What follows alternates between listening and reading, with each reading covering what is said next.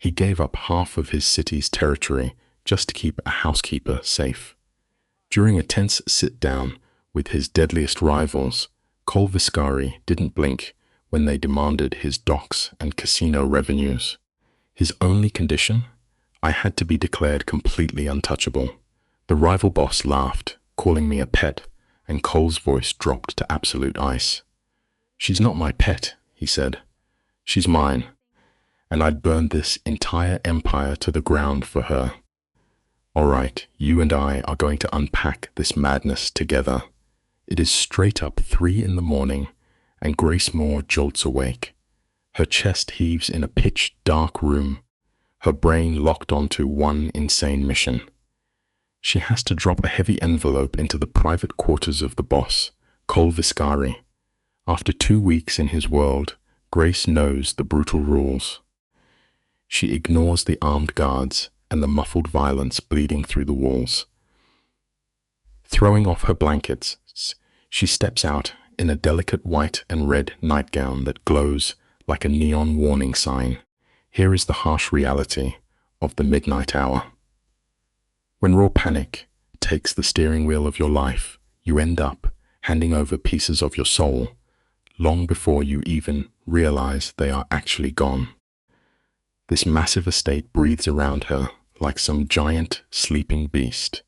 She creeps down the empty hallways, entirely too paralyzed by fear to look up at the oil paintings glaring down from the shadows. Her bare toes press against the freezing marble floor. Every single step reminds her exactly how defenseless she is here. She slips onto his exclusive floor, whispering a fake story to herself about this being a massive emergency, just to keep moving. Then she finds his heavy oak door totally unlocked. Her naive brain actually calls it luck, but bosses like Cole never leave their space unsecured by accident. We always make the huge mistake of thinking quiet spaces are safe harbors, right up until that chilling moment we hear the heavy lock click shut behind us. Grace drops the thick envelope onto his nightstand, letting out a sigh of relief. But then comes the sound that completely shatters her fragile illusion. Slow, deliberate footsteps echo in the corridor outside. Her blood turns to absolute ice. She begs the universe to let him walk past, but the door swings wide open. Cole Viscari fills the frame, standing like an impenetrable brick wall. He wears a sharp suit, sleeves pushed up to reveal dark ink wrapped around his forearms. He does not shout. He just lets his cold gaze drag slowly down her trembling body, taking in the white lace and shivering red fabric. He commands the room without making a single sound. This teaches us a brutal lesson. True power never actually needs to raise its voice to make you shake in your boots. Stick with me here, because his next move is chilling. He speaks her name, letting his voice drop into a dark, intimate rumble that sucks all the oxygen out of the room. Grace violently flinches. Her throat seizes up as she stammers, tripping over panicked words and offering desperate apologies she does not even owe him. Cole just shifts his weight and crosses his arms. He coldly lists the facts. 3 in the morning, in his bedroom, wearing pajamas, he weaponizes her shame, watching the bright red flush of panic crawl up her neck. She is practically begging for permission to run away, but he takes one deliberate step inside. We all learn this painful truth eventually. An apology only carries weight when you offer it to someone who actually cares about your suffering. The soft click of the door shutting echoes like a judge slamming down a gavel. Grace feels her heart hammering against her ribs. She tries to build a flimsy wall between them by calling him Mr. Viscari. He obliterates that boundary instantly, commanding her to use his first name. This forced intimacy is the exact playbook monsters use to disarm targets. He closes the distance until he is inches away, his dark cologne wrapping around her like a thick cloud. He accuses her of breaking in. When she weakly points out that the door was open, he delivers the killing blow. He whispers that he left it unlocked specifically for her. If you want to understand the tragic art of manipulation, just watch how patiently the spider invites the fly to weave its own deadly web. Notice his sinister design here. Cole openly admits he engineered this entire midnight encounter. He knew she would panic, knew she would run upstairs, and knew exactly what she would be wearing. This guy maneuvers human beings like disposable chess pieces. He leans in close and tells her he notices everything. The nervous way she bites her lip, her quiet humming, the exact amount of cream in her coffee. It masquerades as affection, but it is actually a life sentence. Grace backs away until her spine hits the cold wall. He plants a hand beside her head, catching her chin to force her terrified gaze to meet his. We often ignore this tragic reality. Memorizing someone's tiny habits is not always romance. Sometimes it is just a predator gathering emotional ammunition. Cole hits her with a dark warning, his voice rough like he is barely holding back. He tells her if she ever sneaks into his room again, he will not answer for the chaos that follows. It is a terrifying performance. Grace stops breathing, stammering nonsense about paperwork. Meanwhile, his thumb slowly strokes her jawline. He is eating up this twisted game, playing the mobster, fighting the urge to ruin her. She nods frantically, clinging to any professional boundary. But watch what happens next. She does not bolt. She actually whispers, asking what he might do to her. The steel trap just snaps shut. Here is a simple life lesson. Pure, morbid curiosity has lured way more gentle souls into the absolute darkest places than blinding fear ever could. You and I need to look at this sudden shift. She whispers something vile about keeping her pinned exactly where she is. The tension turns thick enough to choke on. Then his phone violently buzzes, breaking the spell. Cole seamlessly shifts from a seductive monster back into an icy boss. He barks an order into the receiver, the room's temperature dropping 10 degrees. This emotional whiplash is how these men keep victims off balance. He orders Grace to leave before he changes his mind. She throws herself toward the hallway, but Cole never lets prey leave on their own terms. He barks her name, stopping her dead. True control is not just tying someone down. The real life lesson is that absolute control means deciding the exact second your victim is finally allowed to run. He tells her to use the intercom next time or wear heavy armor. It is a stunning piece of psychological warfare. He frames his violent intentions as a force of nature she simply has to survive. Then he dismisses her. Grace sprints down the corridors, slamming the lock on her bedroom door. But physical barriers mean nothing when your mind has already been breached. She lies awake, her skin burning where his fingers held her face. She replays the season, twisting his toxic threat into a romantic promise. She should be packing her bags and fleeing into the night. But here is the tragic truth. The real-life lesson is seeing how easily a broken soul confuses the wild, terrifying adrenaline of surviving a predator with the warm spark of true desire. By the time the sun rises, the roots of a trauma bond have firmly taken hold. At 6 a.m, when her phone lights up, it is a polite text from Cole, thanking her for the file. He broke her spirit in the dark and now offers a gentle stroke of validation. Grace types out another desperate apology, acting hopelessly submissive. His response is perfectly timed poison. He tells her to be careful, promising that next time he will not play the gentleman. Grace reads the words, and her hands are physically shaking.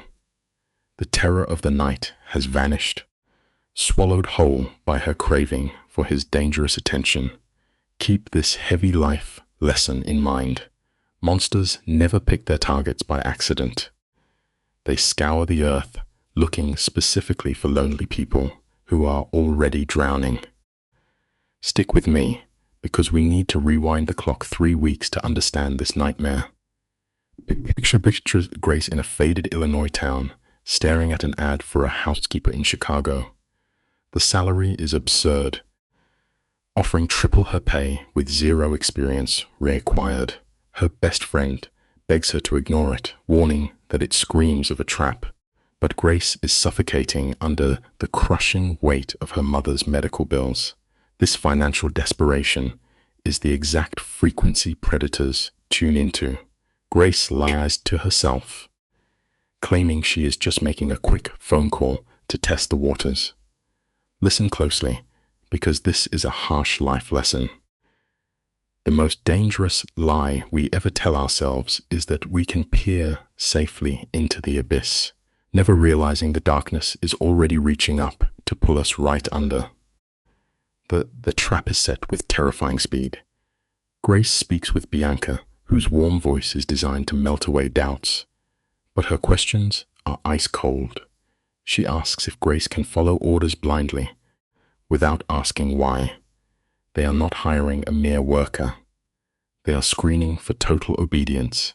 When Grace asks why there is no face-to-face meeting, Bianca expertly flips the script.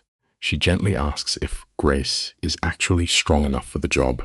Grace instantly pictures eviction notices and hospital bills ruining her life. She practically begs them to put the collar around her neck. Bianca smiles through the phone and tells her to pack for a long stay. Remember this life lesson. Extreme desperation will always blind you to the iron bars of a cage, right up until the second the lock clicks shut. Step into the dark with me. Grace stands shivering on a broken porch, the harsh yellow light casting long, sad shadows. Her mother weeps quietly behind the screen door, but our girl turns back and slides into a heavy, black sedan. She is trading her own freedom to wipe out those crushing medical debts. The car door slams shut like a vault. She is swallowed by the cold night until the Viscari estate looms out of the fog like a tomb, freezing stone and endless shadows waiting to devour her entirely. She believes she hit the jackpot, but she is stepping straight into a gilded cage. The lesson here is quiet but brutal. Sometimes the most stunning things in this world are just terrifying traps wearing an expensive disguise. The tires crunch against gravel as she steps out. The driver offers a ghost of a smile that makes your blood run cold. Waiting at the massive doors is Bianca. Do not let that grandmotherly warmth fool you for a single second. In this tragic house, a woman like Bianca is a silent warden tracking every breath. She leads Grace through echoing halls of freezing marble, the soaring ceilings quietly reminding our girl just how disposable she is. When Grace nervously asks who else wanders this fortress, Bianca flashes a hollow smile, muttering vague words about tight security and a complicated family. Let this sink in tonight. The most dangerous captors never use iron chains to hold you down. They just make absolutely sure you never realize you have walked willingly into a prison. You and I will watch this disaster unfold together, witnessing the exact second Grace seals her fate. In the dim kitchen, Bianca drops the heaviest rules. Just cook the meals, she whispers. Before her voice turns to ice, never open his office, never step into his bedroom, and do not ever ask about his business. Instantly, the blood drains from Grace. Her instincts scream at her to run blindly into the night. But watch her eyes as she swallows the panic and simply nods. An invisible contract is signed. Tonight, she meets the infamous Cole Vescari. Blind to the agonizing web she is in, the lesson is written in stone. Always listen to your gut. Ignoring your deep survival instincts will only drag you straight down into the unforgiving dark. Then the devil himself steps in. Cole Vescari, draped in flawless Italian wool, instantly sucks the oxygen out of the kitchen. He wears elegance like a mask, but you feel the heavy, toxic energy rolling off him. His dead, dark eyes lock onto her like a starving predator finding prey. Without asking her name, he issues a cold command. He steps dangerously close by the espresso machine, drowning her in his rich cologne while his smooth voice dissects her tragic life. The sick mother, the crushing debt. Overwhelmed, Grace goes quiet, assuming she is just boring him. It is a fatal mistake. The truth you need to carry with you tonight is this. A true predator is never actually bored. When they go perfectly still, they are merely calculating the absolute fastest way to rip your defenses wide open. Grace is trembling, fingers gripping the counter as she clings to the thought of her desperate paycheck. Cole ignores her fear. He sharply demands she drop the polite titles, brutally tearing away the last shield of professional distance. Leaning in close, he murmurs that the mansion staff are not her friends, planting deep roots of paranoia in her mind. Keep your distance, he warns, yet he steps so impossibly close she can feel the heat of his chest. It is pure psychological chaos. When she scrapes up the courage to ask what she needs to be safe from, he offers a slow, cruel smirk. Remember this painful life lesson tonight. Isolation is a dangerous soul's favorite weapon. By cutting you off from the rest of the world, they ensure they are the only one left pulling your strings. The darkness of this house is shredding her nerves. Black sedans arrive at 3 a.m, and heavy whispers echo through the halls. Amid the madness, Cole plays house. He leaves a stained mug on the counter and violently works a heavy punching bag, acting like a normal man. It completely twists her reality. Then he casually insults her fresh coffee. Grace finally hits a breaking point. Her hands shake violently as she snaps, telling him to brew it himself. Focus on his reaction here. He does not raise his voice. He does not lash out. He simply rewards her with a chilling, unhinged smirk. The profound lesson? A monster pretending to be human is the ultimate snare. Hot and cold mind games will shatter your sanity far quicker than constant cruelty ever could. Instead of exploding, Cole leans into her defiance. His voice drops to a whisper as he commands her never to apologize, confessing that he craves her fire. This is textbook emotional whiplash, engineered to keep her off balance. From that moment on, he haunts the corridors, tracking her with a heavy, burning stare. Tragically, her exhausted brain miswires the dynamic. Instead of sprinting for the gates, her cheeks flush red under his dark gaze. Listen closely, because this lesson is vital. When trapped in a nightmare, your mind will desperately confuse pure terror with romantic attraction just to survive the crushing stress.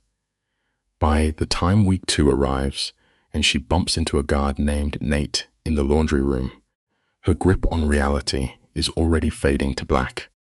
Stick with me, because this moment shatters the illusion. The guard, Nate, is about to blow the buried secret wide open. Standing by the washing machines, Nate leans against the wall and drops heavy hints, asking if she feels the danger of the estate.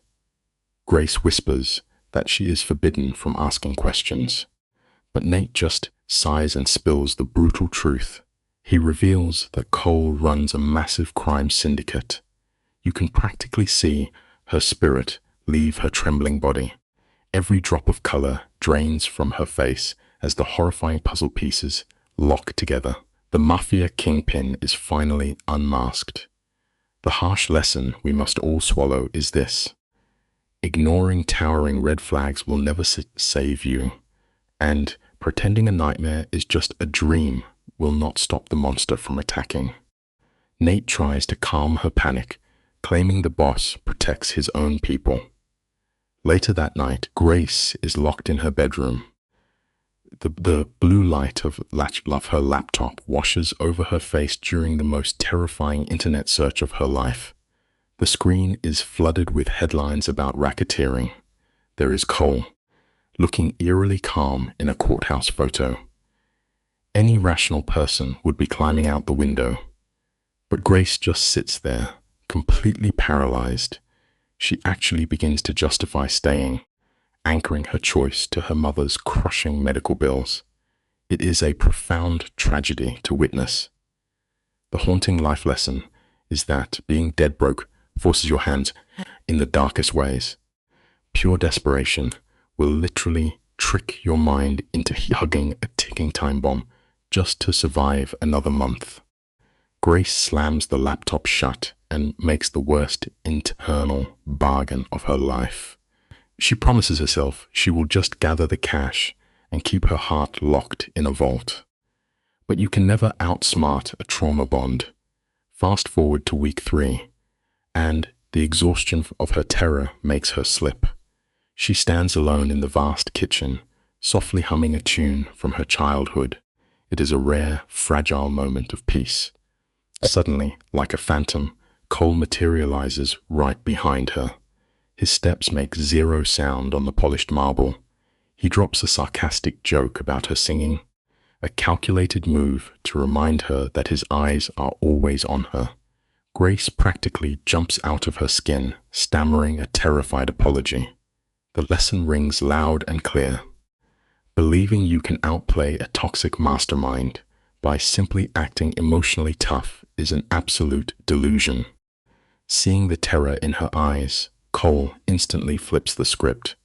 The ruthless Mafia boss transforms into a smooth poet. His deep voice drops to a comforting rumble as he showers her with praise, talking about how pure she is compared to the criminals he battles every day. This is textbook emotional manipulation. He is doing everything to make her feel like the rarest soul on earth for death. But then, right in the middle of his sentence, he just stops. He abandons his coffee and walks away, leaving her stranded, with her mind violently spinning and her cheeks burning crimson. Her emotional boundaries are completely destroyed. Listen to this lesson carefully.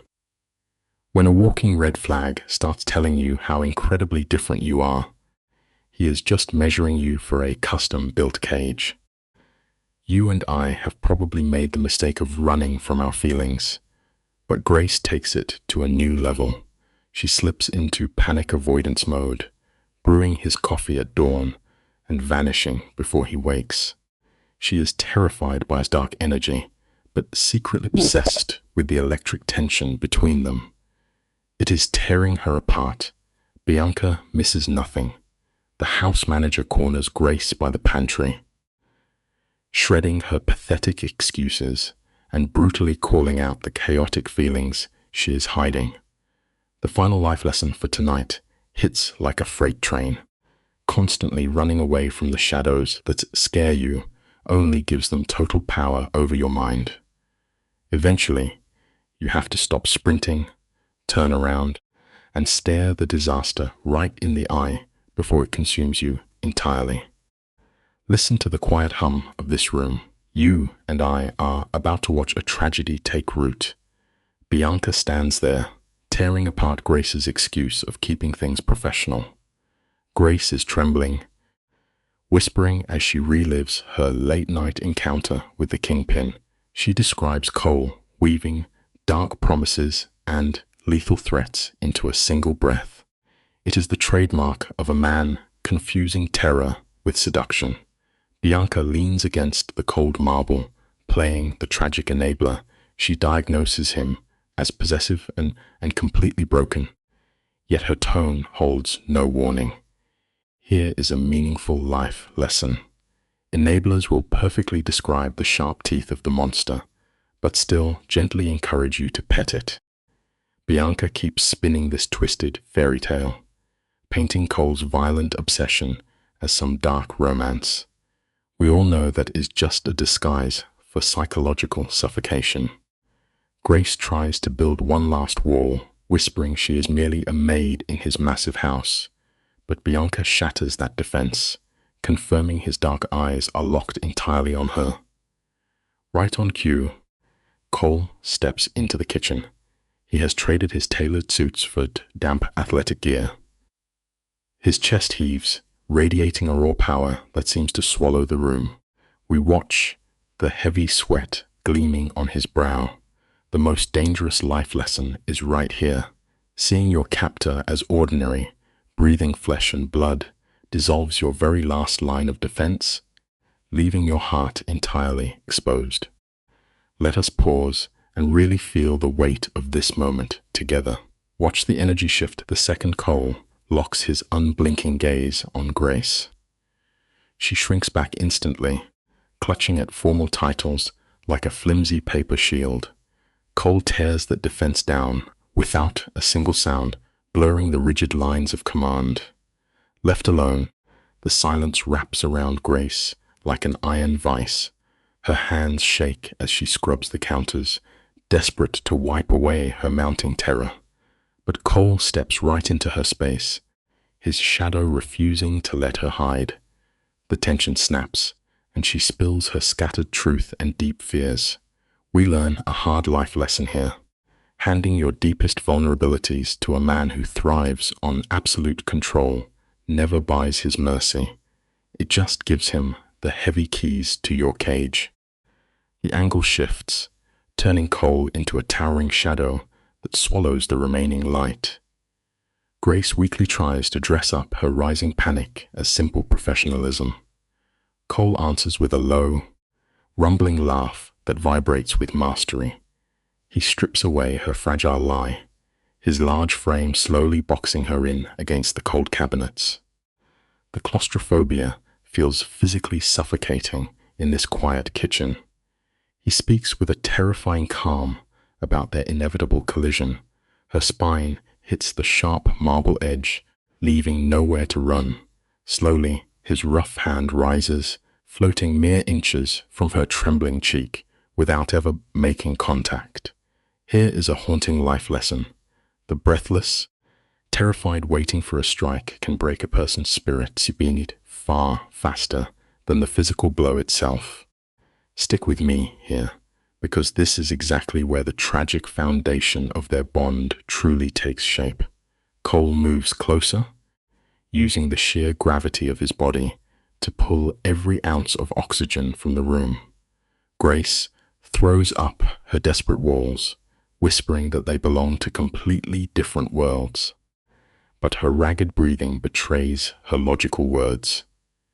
We catch the dangerous smile of a hunter who knows his prey has stopped running. Suddenly, the heavy door flies open, shattering the spell. One of his men bursts in with a massive street crisis. We watch the dark obsession retreat from Cole's face as he instantly slips his cold boss mask back on. The life lesson here is grim.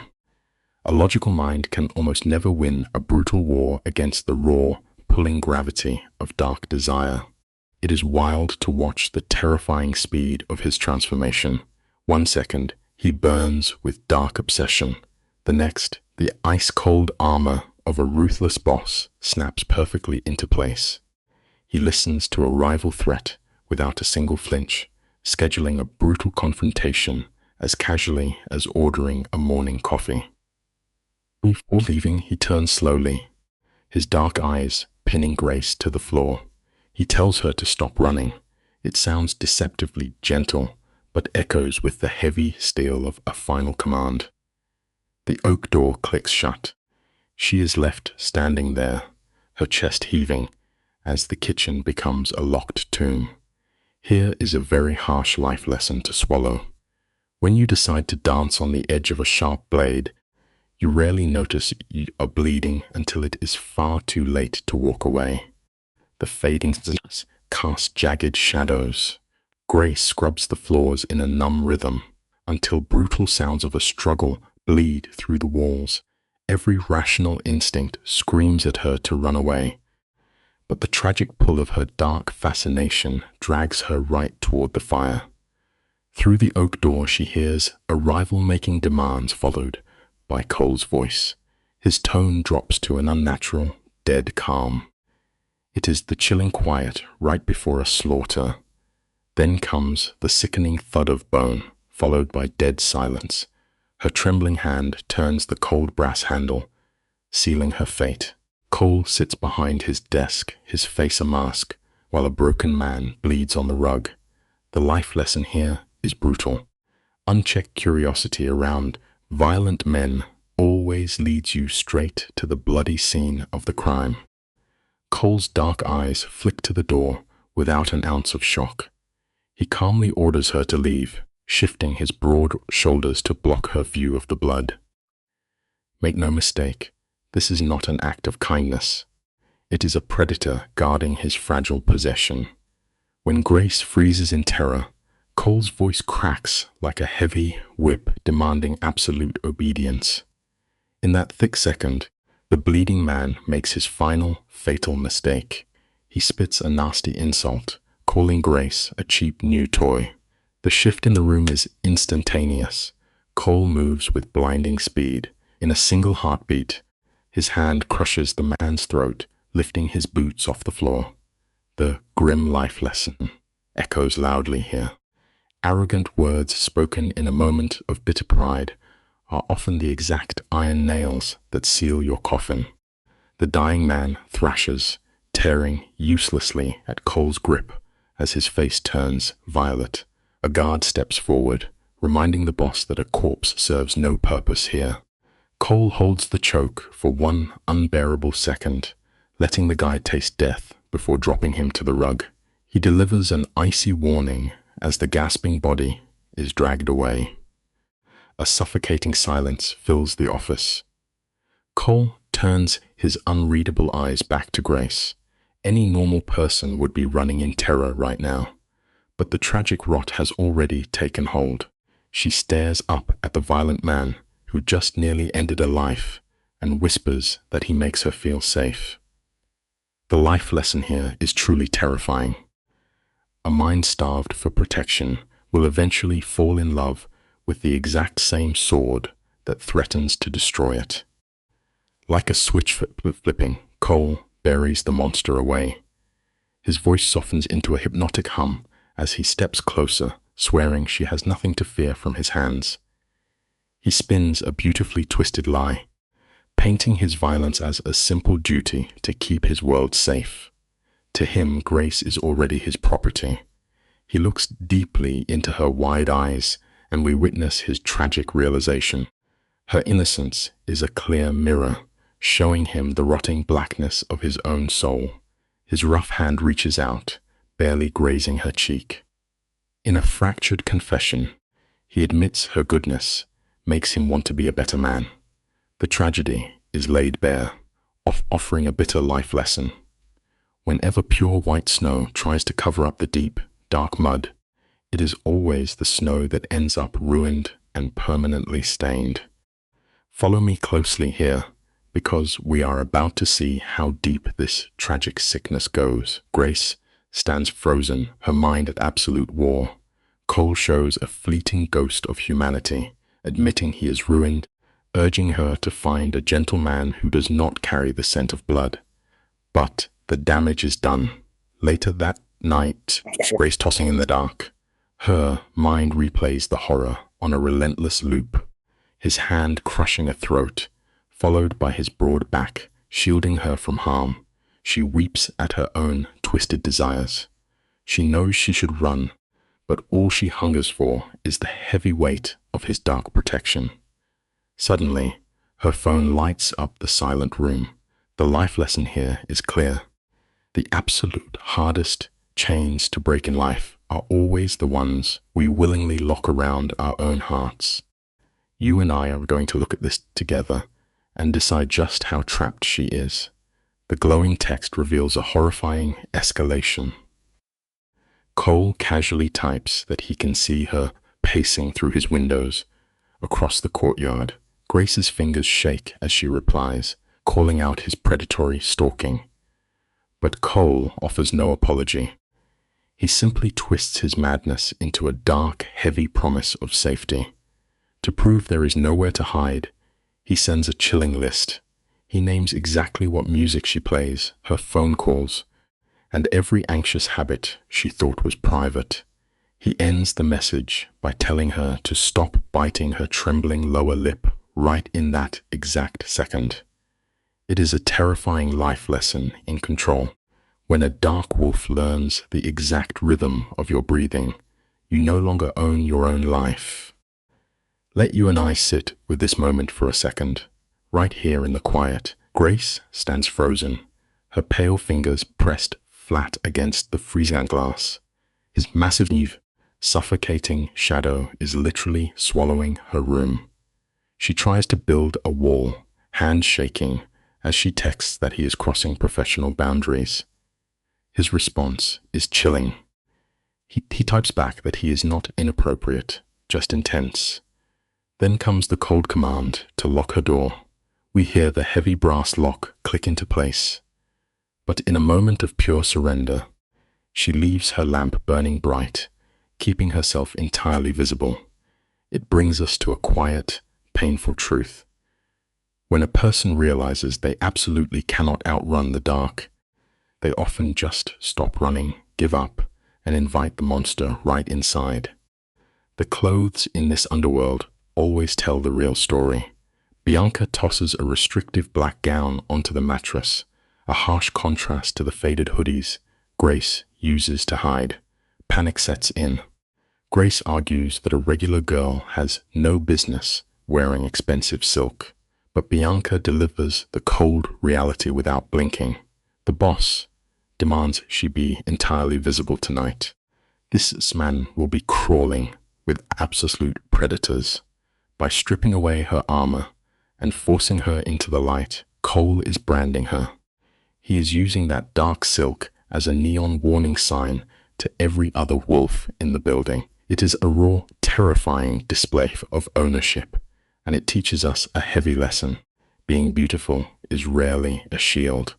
Most of the time, it is just a glowing target painted directly onto your spine. Grace stares at the dark fabric, failing to grasp the twisted logic of this life. She wonders how exposing her skin is supposed to keep her safe. Bianca does not offer comfort.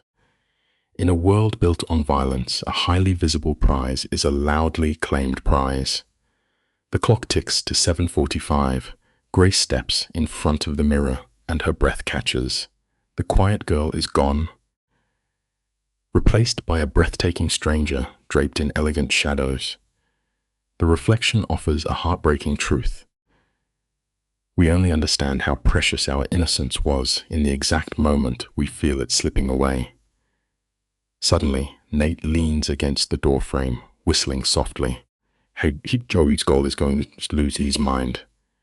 Grace tries to retreat, but Nate grips her bare arm and pulls her directly into the brutal spotlight. The main floor is a nightmare of dirty money and elite criminals. The air feels suffocating, scored by the haunting scrape of sad string music. As her heel touches the bottom stair, the crushing weight of her powerlessness hits Grace. Nate leans in close to deliver the rules. Serve the drinks, keep your eyes dead, keep your mouth shut, and strictly avoid the back parlor. Without another word, he releases her arm and melts into a sea of dangerous men. Grace is left completely stranded. She weaves through a crowd of mobsters who look right through her as if she does not exist. It brings up a quiet, heavy lesson. True loneliness is not sitting by yourself in an empty room. It is feeling entirely invisible while standing shoulder to shoulder with 100 breathing predators. A wealthy guest blocks her path, throwing a fit and accusing Grace of serving a dirty glass. Swallowing her pride, Grace whispers an apology to end the scene, then flees into the empty kitchen. But the second the doors close, the air turns to ice. Cole stands silently in the doorway. His gaze drags slowly up her trembling frame, entirely shattering the illusion that he is just an employer. He quietly compliments her work, but his dark eyes scream with pure obsession. When Grace nervously asks what he wants, his voice drops to a freezing baritone. He commands her to stay locked inside this very room. And here is a brutal truth you and I must remember. Yielding to a dangerous monster never buys your freedom. It only encourages them to lock the heavy doors of your cage even tighter. This is where the earth shifts beneath her feet. Cole steps into her space, shadows cutting deep across his jawline. He warns that the men outside are psychopaths who only exist to crush innocent things. Grace nervously claims she can protect herself. Cole does not blink. He shatters her defense, raising his hand until his fingers hover just a millimeter from her trembling cheek. His voice softens into a dark whisper as he calls her undeniably beautiful. In one breath, the very last boundary between them turns to ash. The tragic life lesson we always learn too late is this: a predator choosing to act gentle is easily their most lethal weapon. After that chilling encounter, the next hour fades into a chaotic blur of spilled champagne and her pounding heartbeat. Let us step into this suffocating room together, you and I. Watch as Grace nervously balances her tray through the thick cigar smoke. Suddenly, an intoxicated guest aggressively grips her bare waist. Her spine locks up, anger fighting through her panic. Before she can react, and Cole materializes from the shadows like a phantom. His eyes are terrifyingly hollow. He is not playing the noble hero.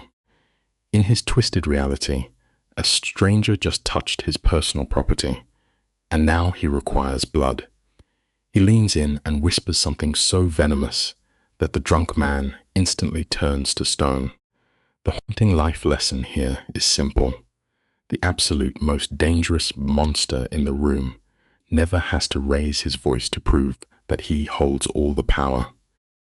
The foolish guest tries to laugh away the tension, slurring that he was only admiring the view. It is a fatal mistake. Cole glides forward, slipping between them to cut off the man's line of sight. It is a breathtaking, territorial flex. He casually rests his hand on the man's shoulder. To the wealthy elite nearby, it looks like a polite conversation. But as the shot moves close, we see Cole's knuckles turning bone white. He is burying his thumb directly into a delicate nerve cluster. The man's arrogant smirk instantly warps into a silent mask of pure agony. Cole gives a tiny nod, and Nate quietly drags the whimpering body toward the exit. The life lesson here is chilling. The most agonizing pain you will ever endure usually comes from a monster wearing a perfectly tailored suit and a fake smile. The second that man is dragged into the shadows, Cole spins back to face Grace. His jaw is clenching hard as he fights to cage the violence boiling in his blood. He reaches out, hands trembling from the dark adrenaline, and gently cups her face to ask if she is hurt. Grace tries to brush it off, but Cole refuses. His voice goes dead quiet as he points at her shaking hands. He leans in and calmly vows to permanently shatter the bones of any man who dares to touch her. When she gasps at the sheer brutality, he just shrugs, treating it like an ordinary fact. Please remember this vital life lesson. The exact second a toxic manipulator convinces you that his terrifying rage is actually a shield meant to protect you, the steel jaws of his trap have officially snapped shut. The camera locks onto the feverish obsession burning in his eyes.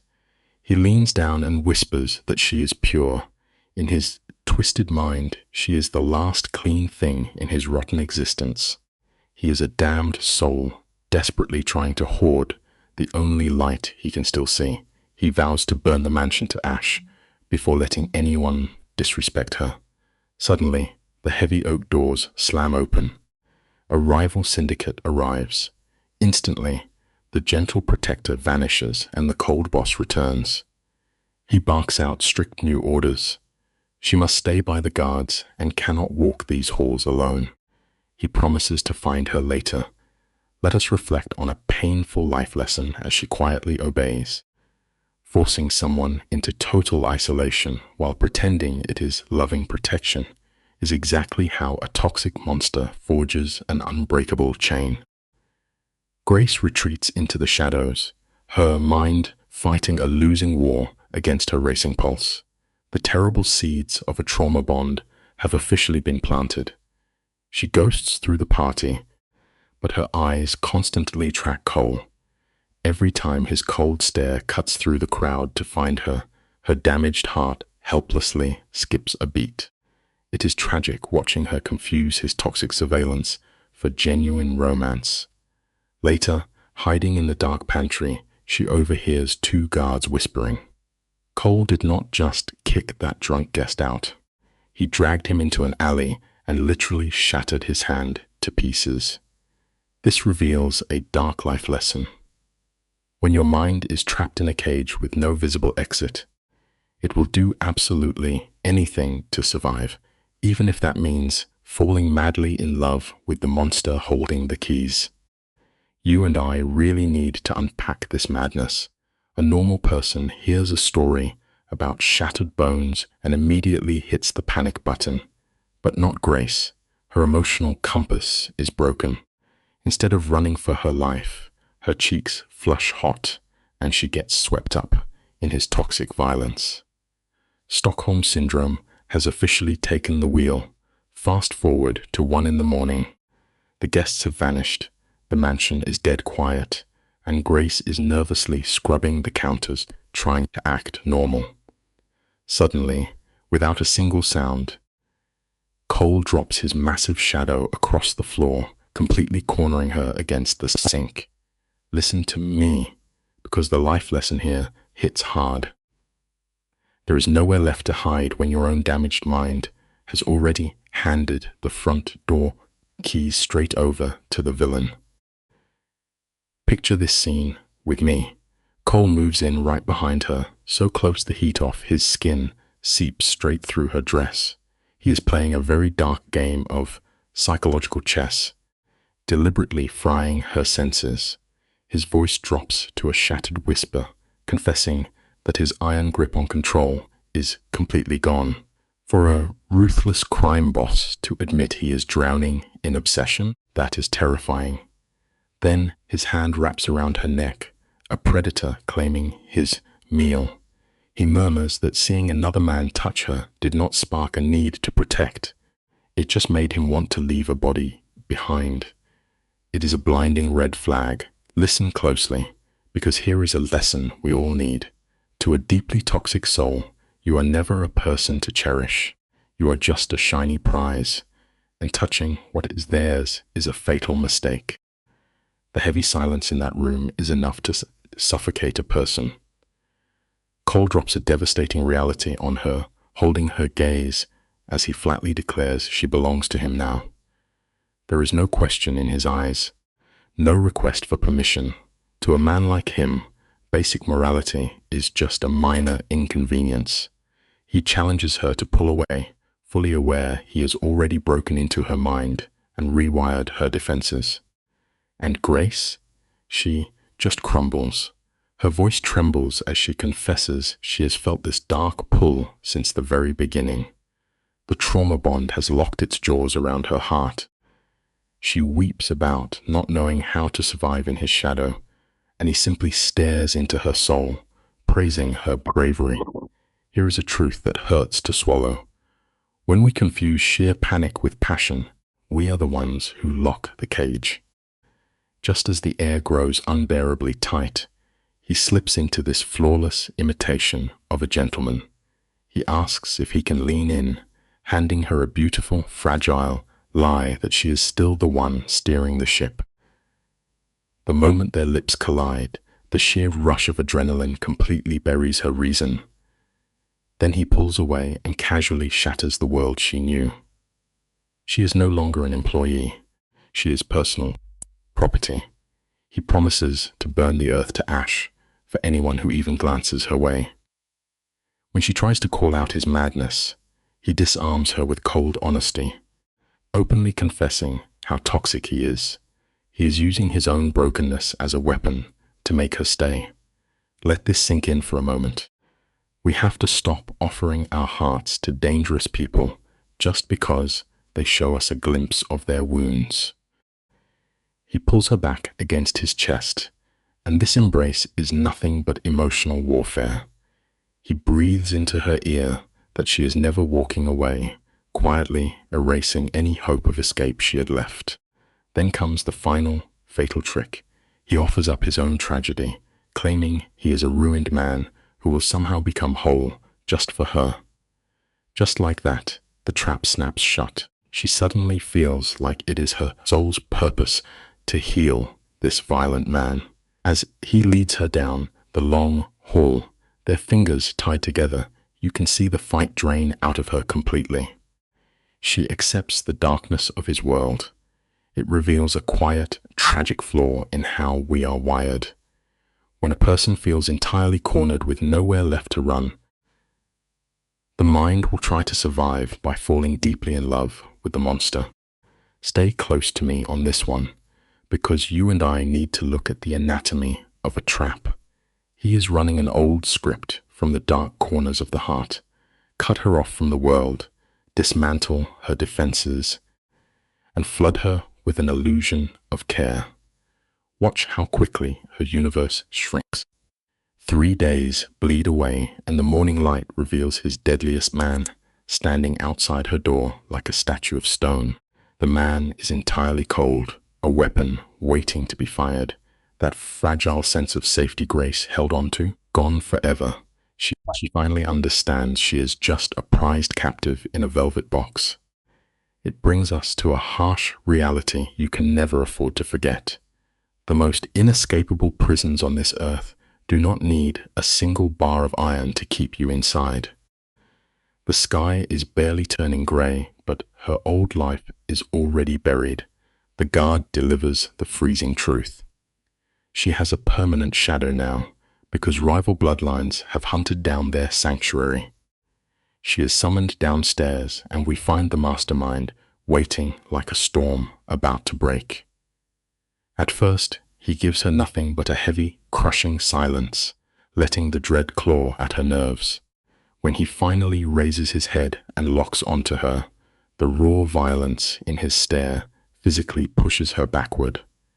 A vicious enemy syndicate has marked her for death purely because of him.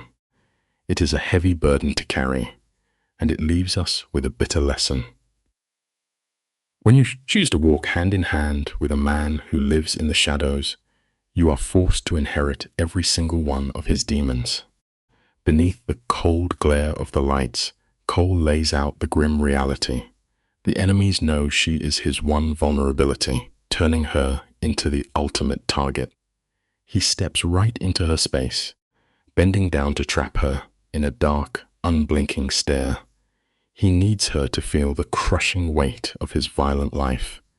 Then comes the masterstroke of manipulation, his voice breaking, as he whispers that losing her would destroy him completely. It is a brilliant, terrifying performance. For a brief second, the fog lifts from Grace's mind, and she begs him to just let her walk away. He kills that hope with a single frozen word. No, that word rings out like the slam of a steel door. It shows you the terrifying core of a selfish heart. They would rather watch you live in fear than ever let you go. The man knows exactly how to twist the narrative. He dresses up a lifetime of captivity as a shield, swearing on his ruined soul he will never let her slip away. Then we witness something truly heartbreaking. Her fingers are trembling wildly as she reaches out, gently tracing the line of his jaw. The invisible chains have taken full control. She is pouring her comfort into the very man who burned her freedom to the ground. His eyes turn completely dark as he states his final rule. He is keeping her until the end, openly admitting that standing by him is a game of life and death. He dictates the terms: no walking alone, hide from the windows at night. It is a quiet tragedy. What the rest of us see as a hostage situation, an empty heart will inevitably mistake for devotion. Pull up a chair and look closely at this moment with me, because nothing here is what it seems. When Grace leans forward to kiss him, trying to break his manic pacing, do not be fooled by the romance. This is pure, desperate survival. She is trying to soothe a wild animal before it bites. His response is to grip her tightly, declaring out loud that she is his possession. It is a chilling portrait of a damaged mind, confusing the right to own someone with the ability to love them. Soon, the air grows impossibly thick. His enforcer stands like a ghost in the corner, watching her do something as simple as eat an apple. Her daily life has become a quiet nightmare. We must remember this truth. We are far too quick to pretend that the iron bars of a cage are the comforting arms of a protector. The loyal guard starts spinning a tragic fairy tale to keep her deeply anchored in the fantasy. He tells her she is the only person to ever thaw the frozen wasteland inside his boss. It is a dark kind of poetry designed to make her believe that surrendering her life is a beautiful sacrifice. Later, in the dead of night, Grace lies awake in the crushing silence. Her nerves are frayed down to the wire. Suddenly, her screen glows. It is not a gentle message from a lover. It is her captor watching her sleep through the hidden lenses in the ceiling. He orders her to his side, crushing whatever thin walls she has left to hide behind. She finds him staring out at the city, drowning in his own paranoia. When a person lives entirely in fear, true connection is just a flaw they refuse to tolerate. The air in the room is thick with the weight of a tragic ending. He mutters about his sleepless nights, painting his paranoia as the romantic suffering of a man guarding a priceless treasure. He looks her in the eye and promises a future stained with violence, essentially telling her the vault door is sealing shut forever. And how does Grace react? Lost in the intoxicating pull of his darkness, she walks right into the fire. She practically asks him to swallow the key, confusing the complete collapse of her spirit with a moment of fierce choice. She thinks she is making a sacrifice, blind to the strings making her dance. No one willingly asks for the chains, but a starved soul will eventually convince itself that the weight of iron is just the heavy anchor it needs to feel secure. You and I have reached the final layer of this tragedy, and it is a painful thing to watch. We are witnessing an absolute masterclass in emotional destruction. The man plays his final card of staged vulnerability, openly warning her that he is nothing but ruin, but it is a calculated performance. He is setting the bait so she will beg to be caught. Desperate to be seen, she places her entire worth into the hands of a nightmare, mistaking his suffocating grip for a place to finally rest. He seals their fate with a slow kiss and sends her into the dark. It leaves us staring at a profound and uncomfortable truth. When you have spent your entire life feeling completely invisible, you will gladly hand the weapon of your own destruction to the very first person who finds you in the dark. Let us step into the room together, you and I, and watch her walk blindly into this beautifully designed trap. She thinks it is a safe haven, but this room is a spiderweb woven from silk sheets. The man slides into the shadows beside her, securing his dominance without raising his voice. He feeds her a grand promise about holding his darkness back, and she swallows it whole, praying he is a wounded gentleman. But he is just getting a twisted thrill from controlling his own vicious urges the same way he controls her. They lie in the dead quiet, the air heavy with dread. It brings us to a truth we cannot ignore. Just because the wolf in your bed decides not to bite you tonight, it does not mean you have tamed the beast. He is simply resting his jaws. The shadows stretch across the heavy room as the mood grows suffocating. Grace whispers her deepest secrets into the dark, desperately searching for a beating heart inside this ruthless man. But look at his face. It is a mask of stone-cold silence. When he finally speaks, he offers no comfort. He speaks only of his bitter paranoia, terrified someone might steal his property. This is not romance. It is ownership. He demands she swear her love, locking down her mind before delivering a terrifying truth. He tells her plainly that even if she despised him, his obsession would never let her go. It leaves us with a painful lesson. Genuine love breathes when two people choose each other freely every day. A toxic obsession just needs a victim to consume. The light dies, and the atmosphere turns incredibly heavy. Cole takes the concept of love, shatters it, and sharpens it into a weapon. He confesses his craving for her is a deep sickness, masking his suffocating control under a suit of devotion. And how does Grace react? Lost in the fog of her own trauma, she reaches out and pulls him into a desperate kiss. She ignores the blinding red flags waving right in front of her eyes, practically begging the dark water to pull her in under. It might look like passion, but it is just the wolf finally snapping its jaws shut around the lamb. This fatal choice leaves us with a brutal lesson. When a broken person looks you dead in the eyes and warns you they are a monster, you must believe them the very first time. Let us pause for a second. You and I need to unpack this absolute tragedy together. If you look closely, this is the ultimate playbook of a predator pretending to be a savior. Cole drops his voice to a soft whisper, spinning his absolute tyranny to sound like poetic devotion. Grace closes her eyes and drinks it down, confusing her entrapment for a beautiful romantic awakening. We see her face as she swears she is terrified of his violent world, but never of him. It is classic, tragic Stockholm Syndrome. Her entire universe has shrunk down to the man holding the match. It teaches us a savage but vital lesson about survival. The exact same person who intentionally pours the gasoline and sets the fire around you can never be trusted to carry you out of the burning house.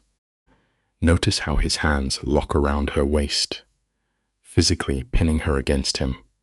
It is a calculated move designed to cement his psychological chokehold. He vows to protect her from the brutal underworld violence that he commands, thanking her for loving a monster. It is a masterful pity play meant to hook her bleeding heart. Fast forward to the morning. The pale dawn creeps across the bed, and Grace wakes to find him perfectly still, staring down at her breathing. He brushes it off as the light sleep of a hunted man, but his cold eyes scream of a paranoid obsession. This quiet moment hands us a crystal clear lesson. If someone feels the need to obsessively monitor your every breath, they are not your guardian angel. They are simply the warden guarding your lonely cell. The mood suddenly flips into an eerie domestic illusion. The ruthless boss waves off his armed guards and personally carries a breakfast tray into the bedroom. It is a theatrical performance to bury the kingpin and play the devoted lover. Grace sinks deeper into the heavy blankets, completely swallowed by his suffocating world. She makes the fatal mistake of believing this terrifying isolation is actually a cozy home when she confesses her feelings. Watch the muscles in his jaw tense. He sharply orders her to say it again, desperate to hear her blind devotion feed his giant ego. It forces us to swallow an uncomfortable truth. Sometimes, the intense attention you mistake for profound love is actually just a cold-blooded predator quietly admiring his freshly caught prize. That fragile domestic bubble shatters the second a heavy fist hammers against the door. A soldier shouts that a mysterious package arrived meant strictly for Grace. Instantly, the sweet boyfriend act drops dead. Cole snaps back into a ruthless boss. His voice lowers into a terrifying growl, ordering her to lock the door. He turns their bedroom into a freezing panic room. Grace fumbles with the steel deadbolt, panic rushing through her veins. Let us look at this piece by piece, shall we? The reality of loving a crime lord is finally tearing her world apart. The lesson here is harsh but true. You can never invite a hungry wolf into your bed and expect the rest of the pack to stay away. The camera pushes in on a terrifying photograph from the package. It is a stalker shot of Grace defaced with a brutal threat in blood-red ink. For Cole, this is an unforgivable slap to his towering ego. Watch the warmth drain out of his face, leaving behind a cold machine. He barks an order for her to pack her bags, entirely erasing her right to choose. Right now, she is not his great love. She is just a vulnerable chess piece he needs to slide across the board. When she tries to argue, he shuts her down with a flat, dead stare that freezes her blood. It is a striking visual of her absolute captivity. It leaves us with a heavy lesson. The ultimate price of seeking safety in the arms of a dangerous man is the permanent surrender of your own personal freedom. When his harsh commands fail to move her, watch him execute a mind-bending emotional pivot. Like a veteran actor, his hardened mobster posture shatters.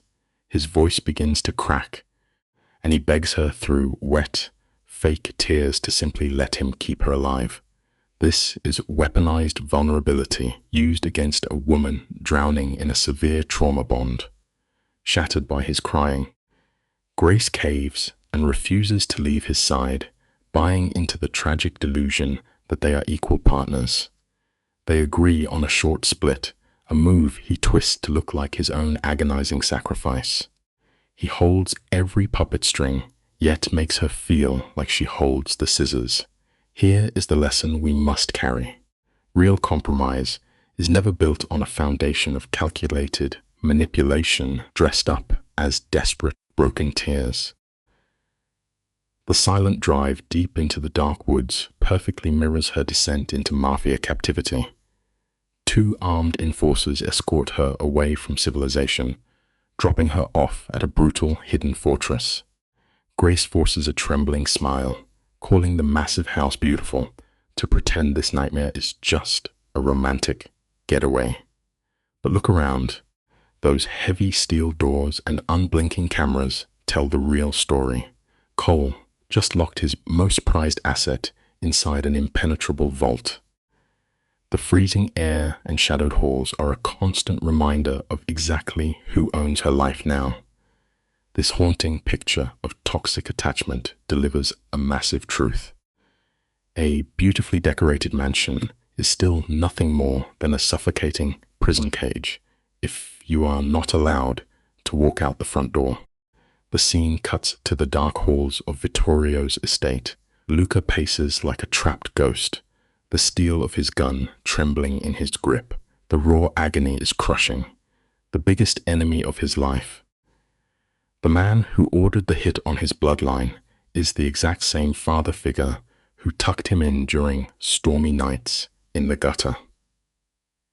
While Luca drowns in this betrayal, Grace wanders the same prison. Being dumped here should have sent her running, but she twists her captivity into a safety net. At 2 a.m, the phone rings. Vittorio's deep voice delivers the toxic comfort her broken mind craves, hammering the final nail into her independence. The lesson is vital. True safety gives you the power to walk away freely, while manipulation just quietly locks the deadbolt. Stick with me, because Vittorio is pulling an absolute masterclass in manipulation. He calls in the dead of night, his deep voice completely broken, crying about how much it hurts to be apart. But let us be real, This man has a literal army of armed goons standing right outside her door. He is forcing his hostage to comfort her kidnapper, and it is chilling to watch. His voice drops into a dark whisper, detailing the enemies he will slaughter to keep her safe. He dumps his massive red flags into her lap, pretending she is his only salvation while a storm rages outside. It is peak villain energy. We end on a simple, deeply true lesson. Never let a toxic person convince you that their own destructive choices are somehow your burden to carry. The storm outside tears at these estate walls, howling like a wounded animal. When the power dies, a suffocating blackness swallows the room. In that heavy silence, a hidden burner phone violently vibrates, a mocking intrusion from a rival family.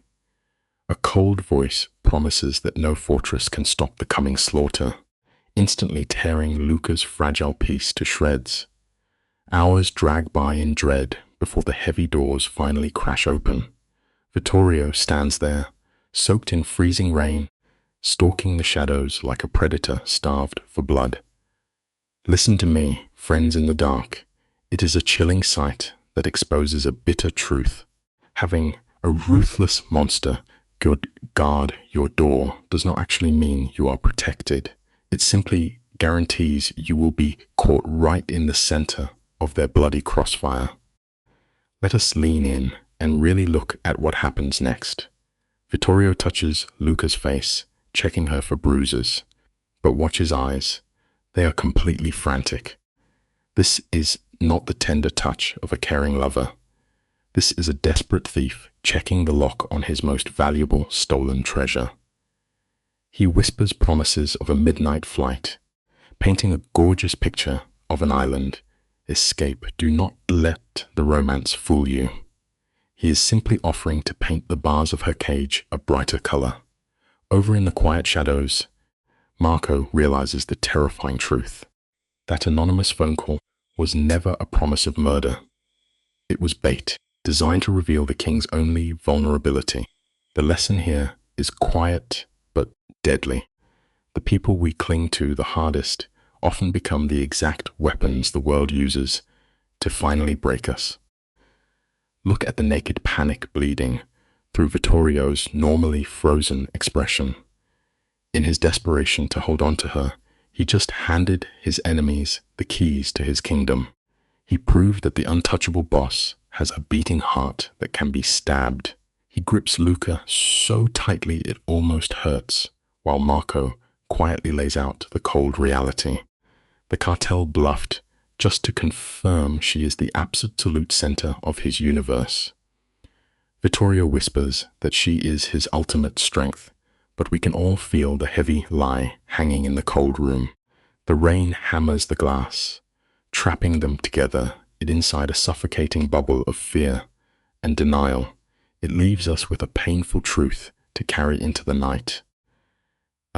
When you stubbornly refuse to acknowledge your own vulnerabilities, you only make them infinitely more dangerous the moment someone finally decides to test them.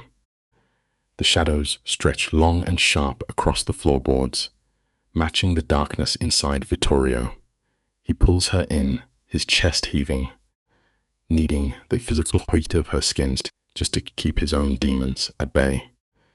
He murmurs that he almost lost her, a calculated exaggeration designed entirely to spike her anxiety and twist that trauma bond even tighter. Then he offers the cruelest illusion of all. He tells her she is free to walk away, knowing perfectly well that he has already clipped her wings. And, right on cue, her fingers dig into his damp coat. She confuses his suffocating control for a sweeping romance, willingly stepping back into his trap. It is a deeply tragic reality of the human heart. When a soul is starving for connection, it will often fight to defend the very person locking them away, mistaking the weight of cold chains for a warm embrace. You and I have probably both witnessed this kind of quiet tragedy before. Her hands are visibly trembling as she reaches up to cup the face of the very man destroying her world. She whispers a vow of blind devotion, sealing the toxic contract between them. Vittorio kisses her back, but it is heavy and possessive, marking his territory rather than sharing a soul. He frames his violence as a dark romance, spinning a web of words to convince her he is just a misunderstood force of nature.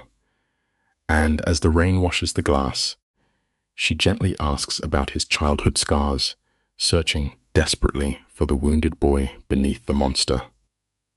We are all guilty of this dangerous hope. We dig through the wreckage of the people hurting us, praying that if we can just understand their deepest pain, they will somehow magically stop causing our own. It is painful to watch a heart get quietly dismantled. Vittorio drops his voice to a raw, tortured whisper, pulling her into the graveyard of his past. He talks about the heavy fists of his brutal father and the fading memory of his mother. It is a brilliant, devastating manipulation. He takes every drop of innocent blood on his hands and paints it as a tragic necessity, pretending he is just a frightened kid building a wall. Then he lands the fatal strike. He looks deep into her eyes and swears she is the only pure thing left in his rotting universe, and she surrenders quite completely, trading her quiet reality for a seat in his dark fairy tale. It is a sobering reflection of our own flaws. We so often romanticize the monsters we feel powerless to escape, foolishly believing that our gentle love is the magic cure for their deep poison. The storm breaks into a freezing, grey dawn. Luca rests her head against his chest, listening to the heartbeat of a killer as if everything is perfectly fine.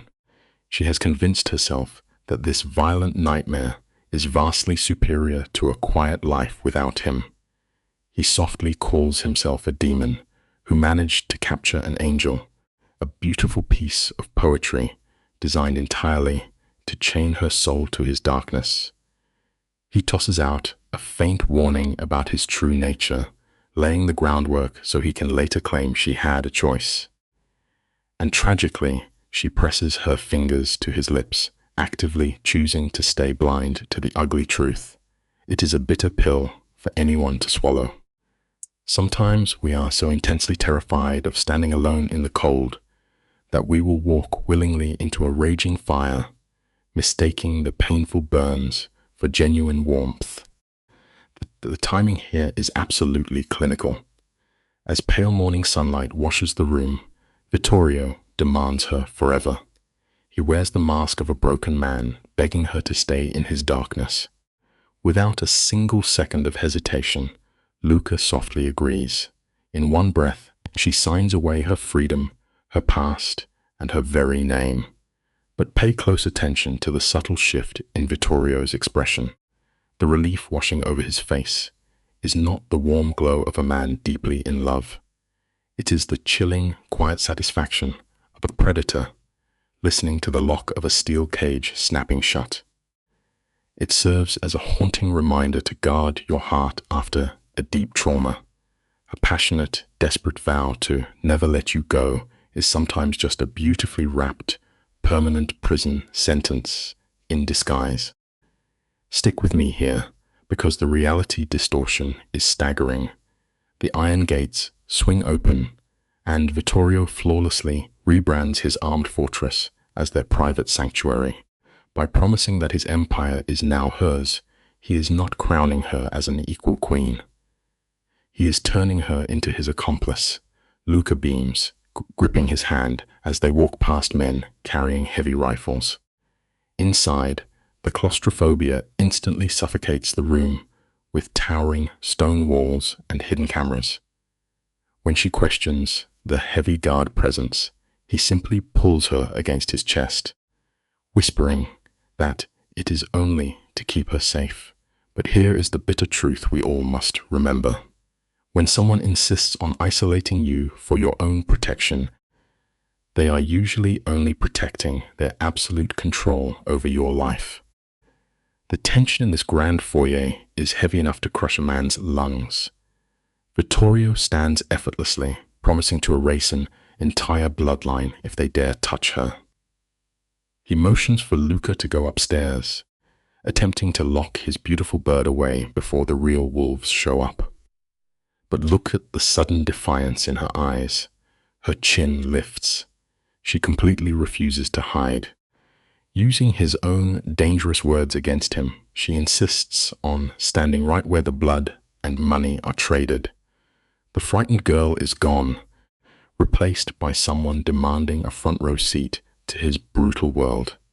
The lesson here is absolute. Once you stop running from the darkness and instead pull up a chair to its table, your destruction is no longer a tragic accident. It becomes your own terrible choice. He allows her to stay, but listen to the chains wrapped in his rules, and stay behind my shadow. Keep your mouth shut. Walk away the second I tell you. Every cold syllable is designed to shrink her world and prove who holds the leash. Then the oak doors swing wide and the air turns to ice. Antonio steps inside, carrying a dead-eyed malice that makes your blood run cold. His gaze locks onto Luca, washing over her like dirty water. He openly mocks her, calling her a pet, a calculated strike aimed right at Vittorio's ego. The shark has smelled blood, and he is circling his prey in a terrifying dance of power. The life lesson here is harsh but necessary. When you choose to step into a room full of deeply ruthless people, your softest spots will never earn you any mercy. They will simply become active targets. We are reaching the boiling point now. Antonio chuckles, boldly taunting that real love makes a king go soft. But look at Vittorio's eyes. There is no warmth there, only scorched earth fury. He does not rise to defend Luca as an equal partner. He fiercely claims her as his exclusive, untouchable property, dropping his voice to a lethal rasp. He promises Antonio that love did not make him weak. It simply gave him the ultimate excuse to burn the entire world to the ground. Let this sit heavy in your mind tonight, friends. When a deeply fractured soul claims to be in love, they do not use that love to heal their old trauma. They weaponize it. They use it as a twisted justification to destroy anyone in their path. Toxic devotion is never true romance. It is just a ticking bomb waiting to detonate your life. Picture this. You and I are stepping into the bitter chill of an abandoned warehouse, the air heavy with rust and violence. Cole, a man with a soul as frozen as the concrete below, stares down his rival. Antonio smirks, offering to trade a terrified young woman named Grace for the South Docks. They are literally bartering over a human life. Cole takes the deal instantly. When Antonio pushes his luck, Cole yanks Grace against his chest, warning that one scratch on her means the streets will run red. It feels like a twisted dark romance, right? But look at his eyes. He is not setting her free. He is locking the cage. The lesson here is quiet but absolute. True safety is never found in the arms of a man who threatens to burn the city down just to keep you as his pet.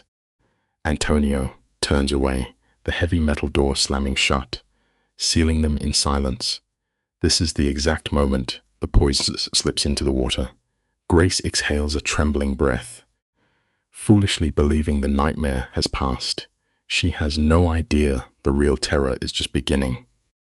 Cole pulls her close, his dark suit swallowing her fragile frame entirely. When she asks why he would trade half his empire for her, his voice drops to a lethal rumble. He tells her he would burn everything to ash just to keep her. It sounds like devotion, but it is pure obsession. We are watching the steel trap snap shut over her. He masks his darkest warning signs as vulnerable confessions. Listen closely to this truth. Never let a manipulator bare their teeth and convince you it is just a warm, protective smile. Grace stares into his icy gaze, offering a nervous laugh, whispering she is not exactly normal herself, a tragic mistake. Later that evening, the tension at the dinner table is thick enough to choke on. Cole sits surrounded by his most ruthless killers. Suddenly, he takes Grace by the hand, declaring to the room she is no longer just the coffee girl. As she leans in, bewildered, Cole locks his terrifying focus onto her. His thumb traces her knuckles as he announces to the table of murderers that she belongs to him now. He even threatens to force a wedding ring on her finger if she resists. He masks a hostage situation as a romantic declaration. The lesson is sobering. Grand public gestures are often just a glamorous way to lock the cage, while everyone around you blindly applauds. The air completely vanishes from her lungs. Hours later, bathed in pale moonlight, Grace struggles to process her new reality. She rests against his chest, whispering how insane this is. 3 months ago, she was pouring coffee. Now she is sleeping next to a syndicate boss. Cole wraps his arms around her, their weight feeling like heavy iron chains. He strictly corrects her. She is a permanent partner, he says, because girlfriends are allowed to walk away. He reminds her his world is drowning in violence. Let us pause and look at this together. Instead of running into the night, she tilts her head and kisses the man holding her captive. The tragic lesson is clear. Sometimes a deeply lonely soul will gladly trade away their entire free will just to finally feel like they belong to someone. The shadows press down on them as Cole leans closer. He delivers a dark vow, warning her that crossing this line leaves no escape. In his brutal world, there are no goodbyes. There is only forever. Grace stares back, mesmerized by his darkness, and whispers that she wants forever too. He commands her to say it again, forcing her to speak her own doom into existence. He kisses her, murmuring a confession of love. She echoes it back, accepting a protection that feels exactly like a prison cell. Cole simply smiles, unapologetic about his absolute control. 2 quiet weeks slip by in this twisted fairy tale illusion. The lesson is undeniable. Ignoring massive red flags is simply handing the villain the hammer to build your own cage. Then, she wakes up to the cold weight of metal on her finger. It is a heavy diamond ring. She turns sharply and finds Cole leaning against the doorframe, bathed in shadow. When she demands to know how it got there, he calmly replies he slipped it onto her hand while she slept. He takes a profound invasion of autonomy and paints it as romance. He steps closer, dictating that she will be his wife. Through falling tears, she argues he already made the choice, yet he still demands her verbal surrender. She calls him insane, but breathes out a tragic yes. Hear me on this. A severe boundary violation, dressed up as an expensive gift, is still a violation. She collapses against his chest, softly joking he could ask next time. He laughs, a dark rumbling sound, promising there will never be a next time. Her old life is officially erased. She surrenders to his suffocating forever. In that kiss, Grace convinces herself that sleeping beside a killer is an upgrade from her ordinary life. 6 months pass, leading us to a heavily guarded wedding swarming with underworld muscle. Grace stands, in a white gown, looking toward the altar at the man who dismantled her world. Earlier, in the bridal suite, trembling violently, Grace confessed her terror. Bianca just smiled, claiming that fear only proves how deep the passion runs. She insists Grace has miraculously healed the darkness inside Cole. It is a terrifying lie. The life lesson here is written in tragedy. You can never cure a deep psychological rot simply by loving someone enough. That delusion is only maintained by the exact people who enable the monster. Bianca whispers that Grace is the solitary beacon of light in Cole's pitch-black existence. She insists the boss would tear the earth apart to ensure her safety. Notice how this diminishes her? She is not an equal.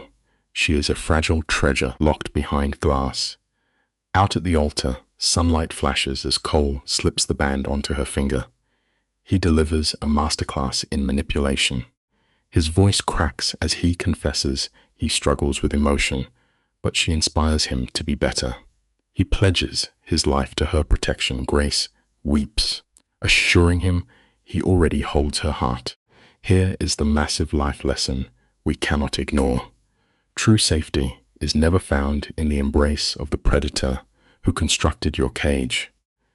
You cannot seek shelter from the storm in the arms of the man who commands the thunder.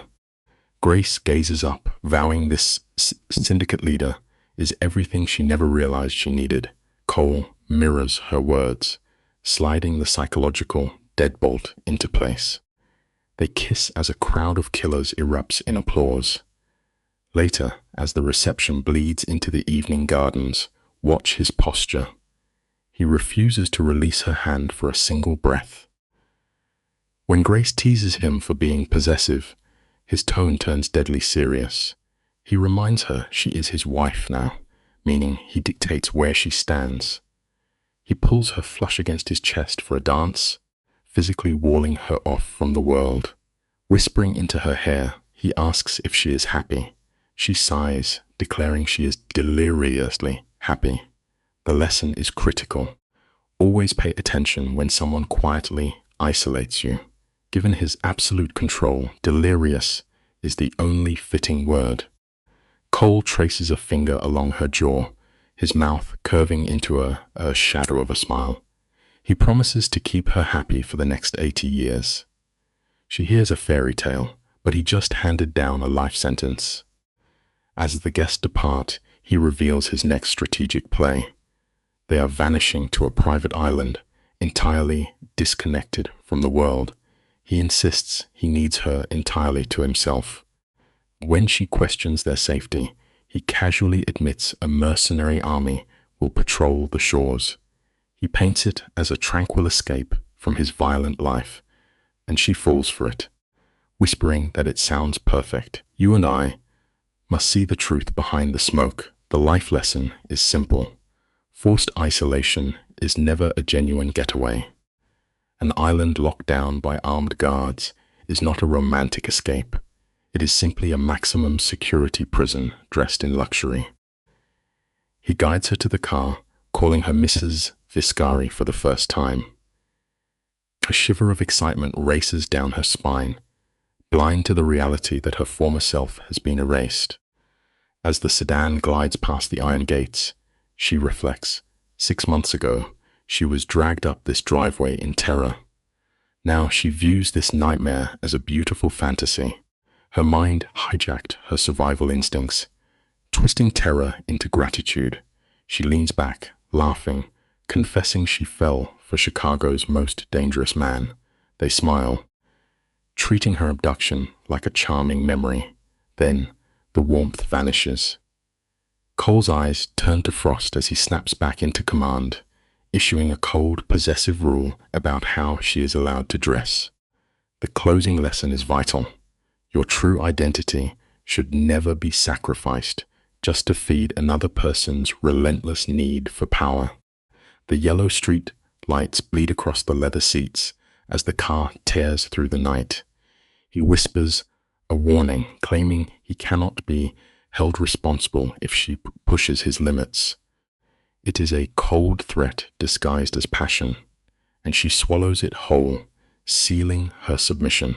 Grace leans against the chilled glass, believing she just won her dark fairy tale. But listen to me for a second. Look closely at what remains of her. This is no victory. It is the total psychological dismantling of a human being. He replaced her free will with a crippling trauma bond. The tragic truth of it all is a lesson written in scars. When you finally fall for the exact monster who holds the key to your cage, you have not tamed the beast. You have just been conditioned to love the iron bars.